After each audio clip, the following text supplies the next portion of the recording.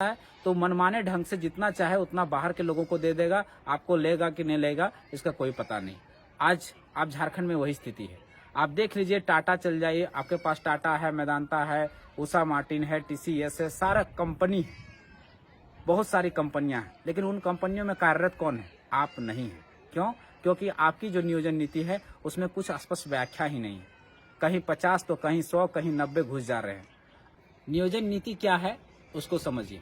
देखिए, मान लिया जाए झारखंड में कोई प्राइवेट कंपनी खुलता है या झारखंड में कोई सरकारी वैकेंसी निकलता है जिसमें 100 सीट हो, तो 100 सीट में हो तो 100 सीट में कितना यहाँ के लोगों को नौकरी देना है और कितना बाहर के लोगों को नौकरी देना है, ये तय करती है नियोजन नीति।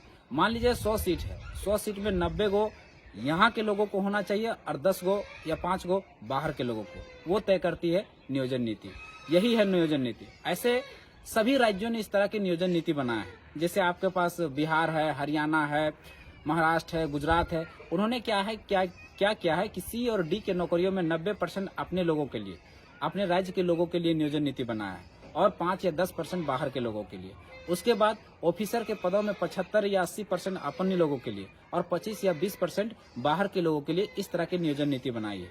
तो जब वैसी नियोजन नीति बनती है तो जब भी कोई बाहर की कंपनी, सेंट्रल कंपनी या कोई भी कंपनी बाहर की आती है और जब यहाँ इंडस्ट्री लगाती है और उसको काम करने के लिए एम्प्लॉय की जरूरत पड़ती है, तो जब उसको पड़ती है जरूरत तो वो नियोजन नीति को स्टडी करती है। और नियोजन नीति में अगर प्रावधान रहता है 90 और 10 का, कि 90 को यहाँ के लोगों को देना और 10 के बाहर के लोगों को, तो 90 उसको बाप कह के यहाँ के लोगों को नौकरी देना पड़ता है, उसको देना पड़ता है। और अगर इस तरह का नियोजन नीति नहीं रहता है तो मनमाने ढंग से जितना चाहे उतना बाहर के लोगों को दे देगा। आपको लेगा कि नहीं लेगा इसका कोई पता नहीं। आज आप झारखंड में वही स्थिति है। आप देख लीजिए, टाटा चल जाइए, आपके पास टाटा है, मेदांता है, उषा मार्टिन है, टीसीएस है, सारा कंपनी, बहुत सारी कंपनियां हैं, लेकिन उन कंपनियों में कार्यरत कौन है? आप नहीं है। क्यों? क्योंकि आपकी जो नियोजन नीति है उसमें कुछ स्पष्ट व्याख्या ही नहीं है। कहीं 50 तो कहीं 100, कहीं 90 घुस जा रहे हैं।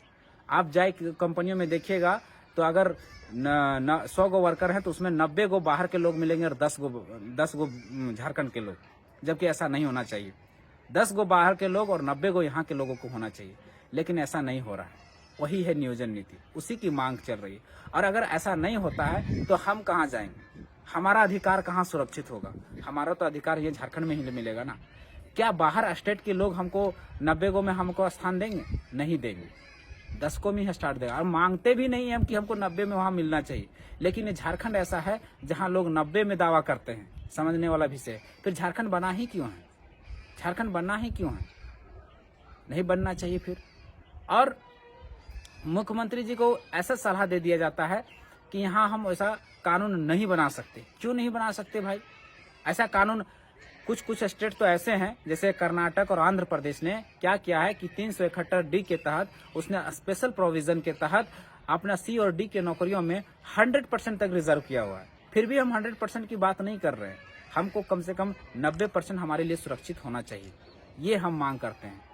और 90% मांग करने में भी आपत्ति कैसे आ जाती है? ये 90% की अगर नियोजन नीति रहेगी तो कभी ये हाई कोर्ट और सुप्रीम कोर्ट में खारिज नहीं होगी। लेकिन आज तक जितनी सरकारी आई उन्होंने इस तरह का कोई भी स्पष्ट नीति नहीं बनाया। जैसे हम बात करेंगे रघुवर दास के नियोजन नीति का। रघुवर दास आया और उस नियोजन नीति को क्या कर दिया कि 11-13 जिलों में बांट दिया। 13 जिला को पूरी तरह से रिजर्व कर दिया और 11 जिला को ओपन छोड़ दिया। यानी एक राज्य में 2 तरह की नीति। क्या हुआ कि ये मामला चल गया हाई कोर्ट से सुप्रीम कोर्ट और जाके बाद में फाइनली सुप्रीम कोर्ट में खारिज हो गया, क्योंकि बोल दिया कि एक राज्य में 2 तरह की नीति नहीं चल सकती। ये संवैधानिक नहीं है, ये असंवैधानिक है। बात भी सही है।